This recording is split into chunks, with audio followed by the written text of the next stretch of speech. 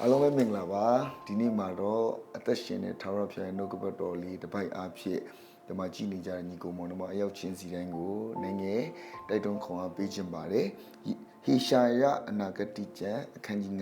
54အငယ်9ကိုဖတ်ပြခြင်းပါတယ်တင့်ကိုခဏတာငါစွန့်သည်ဖြစ်၍များစွာသောဂယုဏနှင့်တဖန်သိမ်းဆဲအောင်မည်ပြင်းစွာသောအမျက်ထွက်၍ခဏမြငါအမျက်နာလွဲတော်လဲထာဝရမြတ်တာနှင့်တင့်ကိုကေမတနာမိဟုတင့်ကိုရွေးနှုတ်တော်ထာဝရဖျားမိတ်တော်မူ၏ဈာနာရဲ့နှုတ်ကပတ်တော်အပြင်ရောက်ချင်စတဲ့ကောင်းကြီးရှိမယ်ဆိုတာယုံကြည်ပါတယ်ဖျားသခင်ရဲ့နှလုံးသားဟာစွန့်ပစ်တဲ့နှလုံးသားမဟုတ်ဘူးဖျားသခင်ရဲ့နှလုံးသားဟာရက်ဆက်တဲ့နှလုံးသားမဟုတ်ဘူးဖျားသခင်ရဲ့နှလုံးသားဟာပြင်းထန်တဲ့နှလုံးသားမဟုတ်ဘူးဖျားသခင်ရဲ့နှလုံးသားဟာတနာခြင်းဂရုဏာနဲ့ကြွယ်ဝပြီးတော့တိတ်ချစ်တတ်တဲ့ဘုရားထာဝရမြတ်တာနဲ့ကျွန်တော်တို့ကိုထွေးပွေပြီးတော့လက်ခံတဲ့ဘုရားသခင်ဖြစ်ပါတယ်။သင်ဟာကျဲဖြန့်ခံရတော်သူမဟုတ်ဘူးမိတ်ဆွေ။သင်ဟာစွန့်ပစ်ခံရတော်သူမဟုတ်ဘူးမိတ်ဆွေ။သင်ဟာသခင်ယေရှုခရစ်တော်အားဖြင့်ထာဝရဘုရားရဲ့သိမ်းဆည်းခြင်းကိုခံရတော်သူဖြစ်တယ်။များစွာသောတောပင်တွေရှိတဲ့ကြားတွေကနေပြီးတော့သင်ကိုဘုရားသခင်ကရွေးနှုတ်တော်ဘုရားသခင်ဖြစ်တယ်။ဗမာစကားဒီစကားလေးရန်ကောင်းတယ်ရွေးနှုတ်တယ်နော်တင်းနဲ့ကျွန်တော်ကယေရှုခရစ်တော်အားဖြင့်ရွေးနှုတ်ခြင်းခံရတော်သူတွေဖြစ်တယ်လေကွက်တစ်ကွက်မှာမျိုးစီကျဲတဲ့အခါမှာစာရန်ကတောမျိုးစီတွေကိုလာပြီးတော့အပင်ပေါက်စီတယ်တောမျိုးစီတောပင်တွေပေါက်စီဒါပေမဲ့ဘုရားသခင်က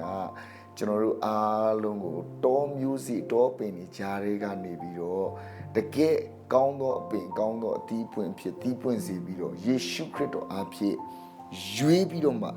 နှုတ်ထားတဲ့သူတွေဖြစ်တယ်။နော်ဓမ္မရေးထားတဲ့စာသားလေးအရန်ကောင်းတယ်။သင်ကိုခဏတာငါစွန့်သည်ဖြစ်၍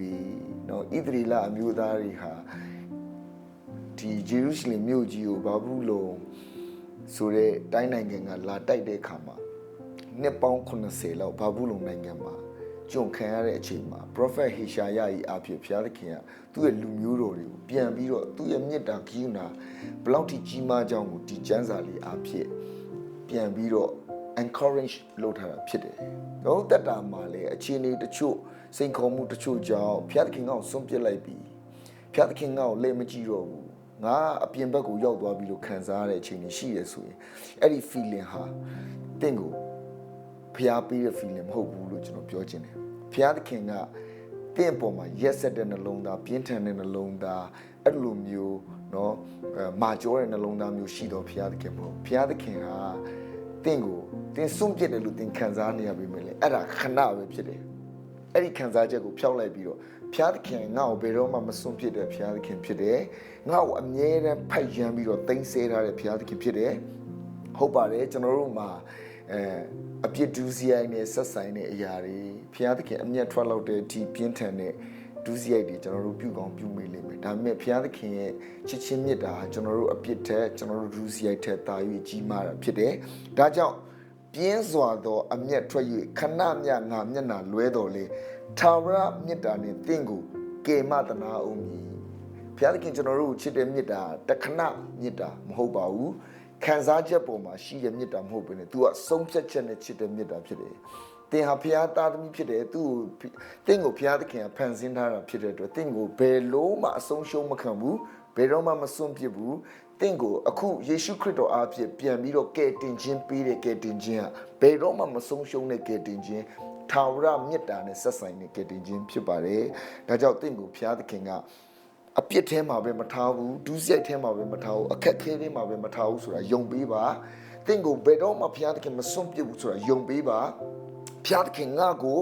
ကြီးမားလာဆိုတော့သူ့ရဲ့လက်တော်နဲ့တဖန်ဒီအခက်ခဲတွေကနေပြဿနာတွေကနေဒီစိန်ခေါ်မှုတွေကနေငါ့ကိုရွေးနှုတ်အောင်မယ်ဘုရားသခင်ကငါ့ကိုသိချစ်တဲ့ဘုရားသခင်ဖြစ်တယ်ဆိုတာကို